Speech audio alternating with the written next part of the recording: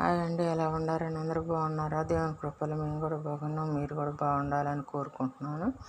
అయితే ఈరోజు ఉదయం చర్చికి వెళ్ళి వచ్చాము. చర్చికి వెళ్ళి వచ్చిన తర్వాత మధ్యాహ్నం భోజనం చేసిన తర్వాత సాయంత్రం పూట ఏదన్నా కూర చెయ్యి, లేకపోతే ఏదైనా చేయమనంటే సరే మధ్యాహ్నం వండిన అన్నం ఉంది, ఫ్రైడ్ రైస్ చేస్తానులే అని ఈ విధంగా ఫ్రైడ్ రైస్ చేద్దామని ఇవన్నీ సిద్ధపరచుకున్నాను అనమాట.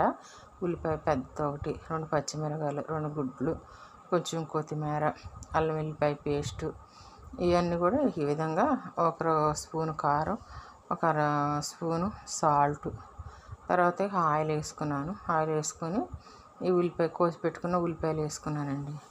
ఉల్లిపాయలు వేసుకొని ఉల్లిపాయలు చక్కగా వేయించుకున్నాను అనమాట. ఈ విధంగా వేయించుకుంటా ఆ ఉల్లిపాయలు వేగిన తర్వాత దానిలో ఒక 1/2 స్పూను అల్లం వెల్లిపాయ పేస్ట్ వేసుకున్నాను అనమాట.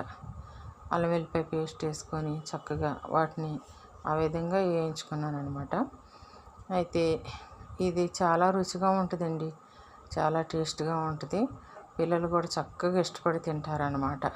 నేను ఎక్కువగా మసాలాలు అవి వేసుకుంటే నాకు కడుపులో మంటను, నాకు చాలా ఇబ్బందిగా ఉంటుంది అనమాట, ఆయాసంగా ఉంటుంది. అందుకని నేను ఈ విధంగా చేసుకుంటాను అనమాట.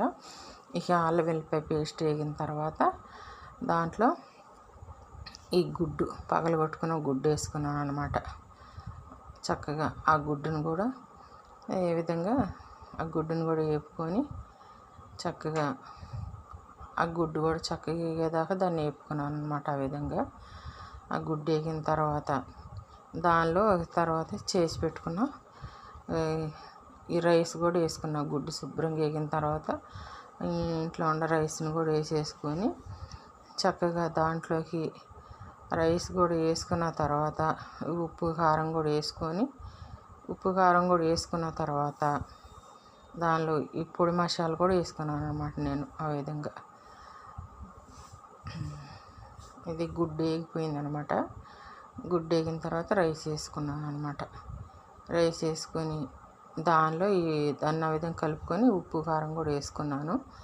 ఉప్పు కారం వేసుకొని లాస్ట్లో ఇంట్లో చేసి పెట్టుకున్న మసాలా పొడి ఉంటే కొంచెం అది వేసుకున్నాను.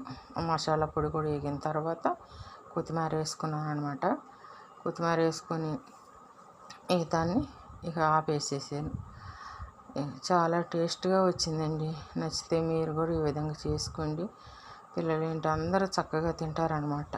సరే, బాయ్ అండి.